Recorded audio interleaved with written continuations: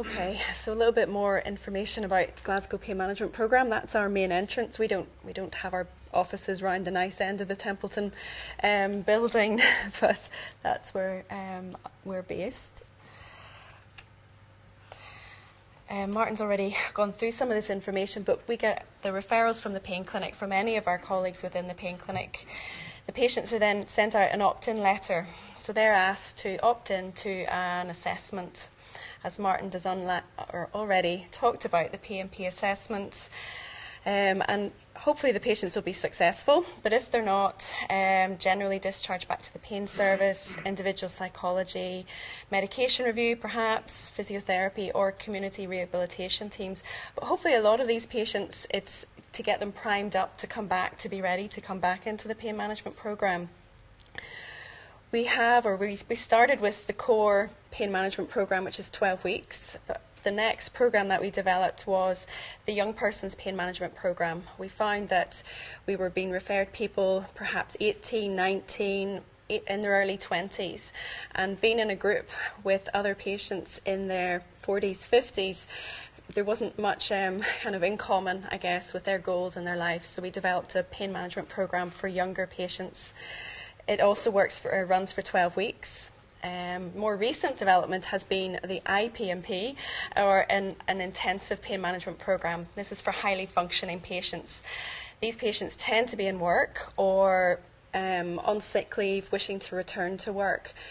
We found that some of those patients who were in the general pain management programme didn't talk about their goals so much because they felt they were in a better place, a better position than the other people in the rest of the group who might not have been working, who weren't able to return to work. So we started the IPMP, and we found that these patients talk far more amongst themselves. There's a great camaraderie within the group.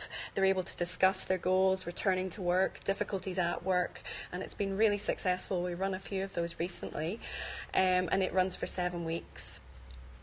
Once the patients have passed through the pain management programme, they come back 3 months later, and then it's 6 months after finishing the programme.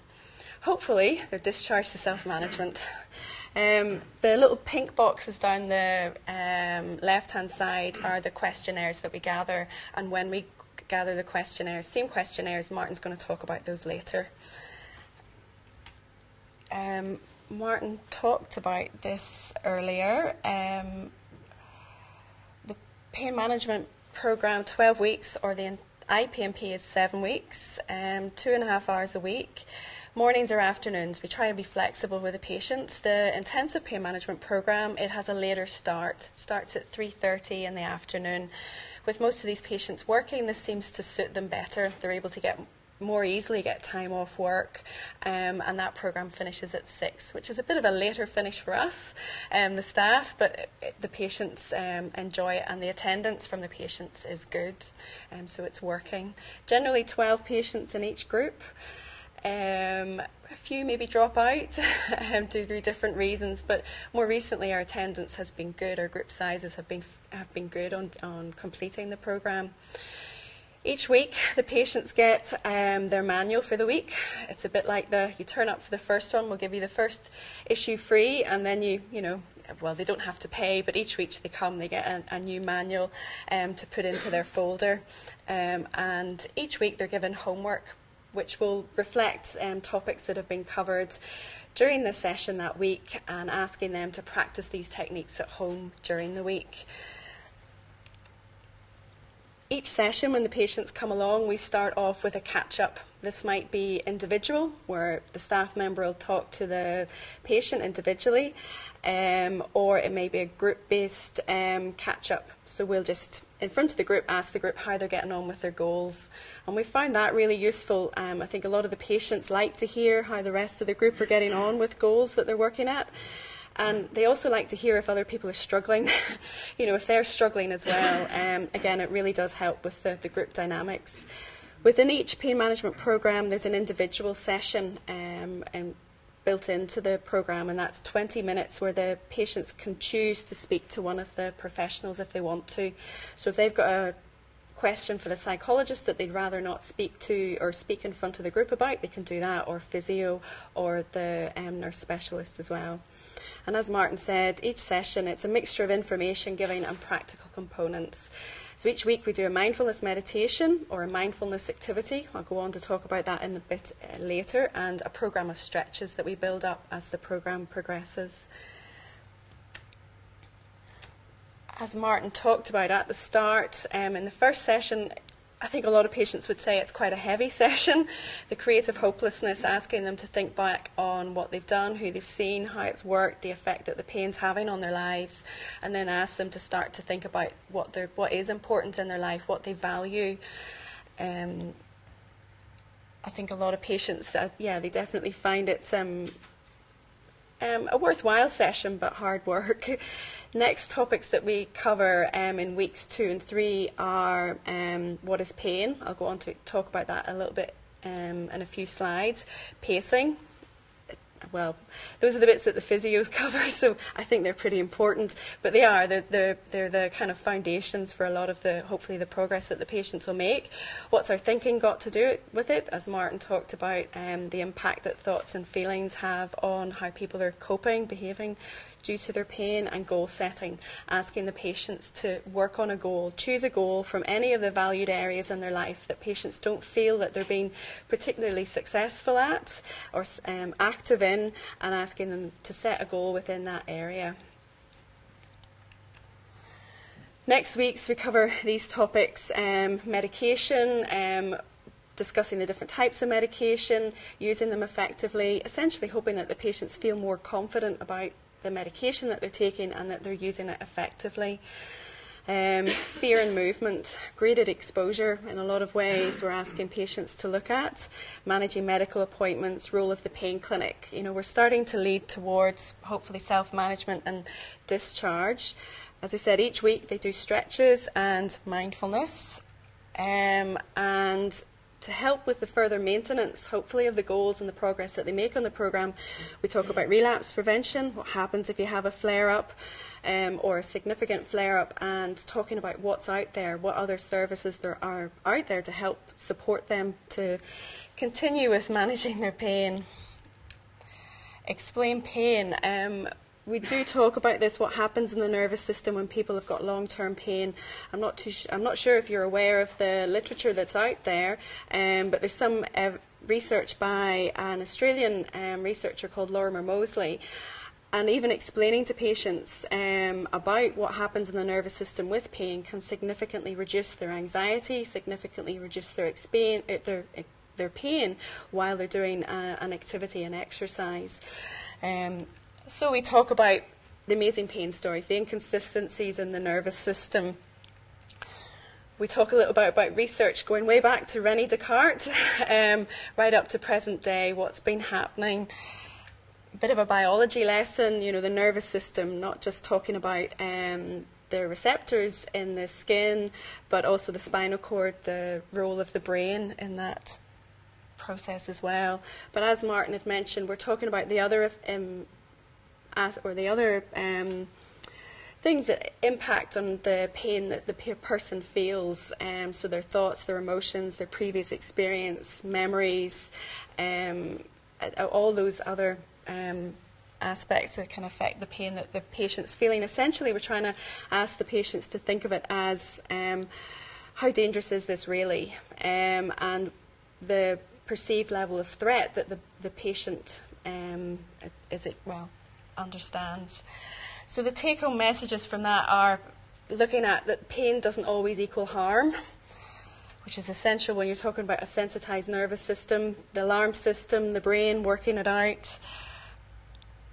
We talk about acute pain, so we look at the differences between acute pain and chronic pain, that, you know, pain can be useful. The upgrade to the alarm system, the sensitization. And essentially we're talking about all those weird and wonderful sensations that the patients have, hopefully helping them feel that there is a reason why they get a lot of these symptoms, the impact that their thoughts and feelings can have on the pain they're experiencing, and that the level of threat that the patient perceives will affect the level of pain that they're feeling. We do feel that explaining pain, feeling that the patients understand more about what is happening in their nervous system is essential when we're talking about pacing. And as Martin's talked about, a lot of our patients go into different activity patterns, the boom-bust cycle, which generally over time leads to deconditioning. The green line is the activity, so they're going into overactivity, then having periods of rest, and over time they're finding that the activity they can do even on a good day is getting less and less, but the pain they're experiencing is staying the same, which naturally, as you will understand, causes the patients a lot of distress. They're thinking, how am I getting all this pain and I'm doing less than I was doing 6 months ago? Or they might be the kind of person who persists, as Martin has already talked about, who keep going regardless. But even those patients feel that they're doing less and less each day. Or generally they'll get to a point where they can't keep going, they have to rest. Most of our patients flip between one or the other activity pattern depending on what's happening in their lives. And I guess what we're trying to get them to do is that graded approach, gradually building up their level of activity so that they're able to do more activity, do more of their valued activities without causing a flare-up in their pain.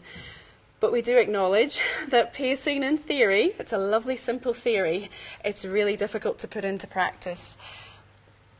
So we do talk about the thoughts and feelings that get in the way, the thoughts of, well, I can't stop, I can't ask my friends to slow down, the feelings, the guilt at not being able to keep up with other people or do the activities that they want to do with their children, the rules that we set ourselves, that our families maybe set for us in a lot of ways. If I don't do it that way, I'm not doing enough, I'm not giving up 100%.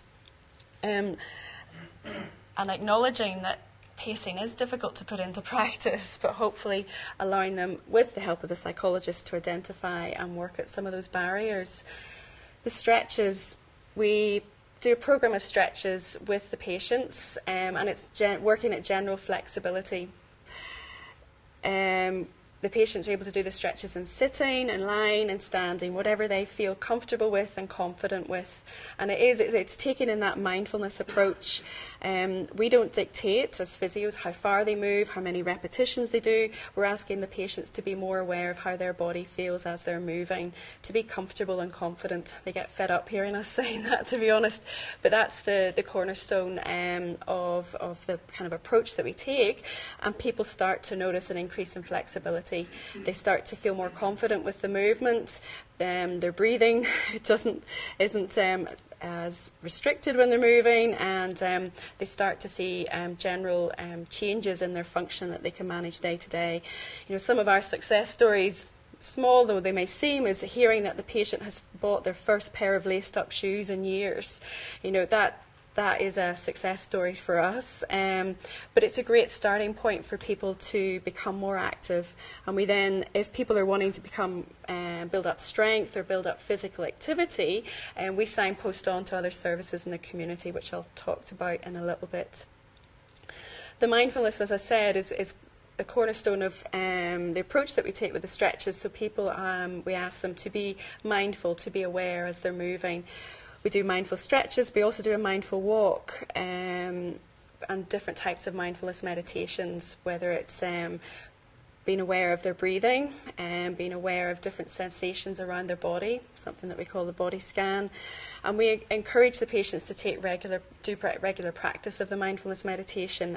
We have recorded, thanks to Jonathan, who's our IT wizard within the pain service, Jonathan Oates, recorded a CD, and each patient gets a CD with a variety of different mindfulness meditations to take away and practice at home with. But obviously we're trying to foster self-management. So one talk on our programme is what's out there, signposting our patients to all the services that are out there to help them gain the support that to carry on living life or having quality of life even though the pain's there.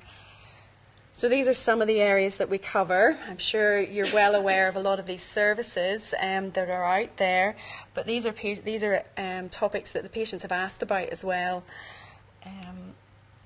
Very much linking them to all the information sources that are out there. NHS Inform, which is becoming more and more populated with good information. The NHS Greater Glasgow and Clyde Health Improvement Directory, the patient information centres, which are located at the ICHs. GlasgowHelp.com, a services directory. It's put together by one of the services in Glasgow, Steps, and hopefully the signposting them to the Knowledge Network. As you'll be aware, if you're looking on the website under chronic pain, that there's more and more information there for patients, obviously for clinicians as well, for all of us, but there's more and more information for patients. We try and make these talks with the patients quite interactive. I don't think we've got time to do it, but the light blue, the ones that are underlined, are all hyperlinked. So we can link to a lot of the websites, show the patients the information that's out there, so hopefully they'll feel more confident looking at the information. We refer a lot of our patients to Live Active. We've run training with some of the Live Active counsellors, and we find that's a great kind of support for the patients who are wanting to become more active. Vitality classes, I'm sure you're aware of a lot of these services that are out there. The Glasgow Health Walks, a lot of our patients like that approach, or Active Scotland. Has anybody put their postcode into Active Scotland to find out all the activities that are happening locally to them? The patient information and support groups, I guess we've researched a lot of these websites. We feel they're, well, a lot of them are well known to us, reputable, but give good information.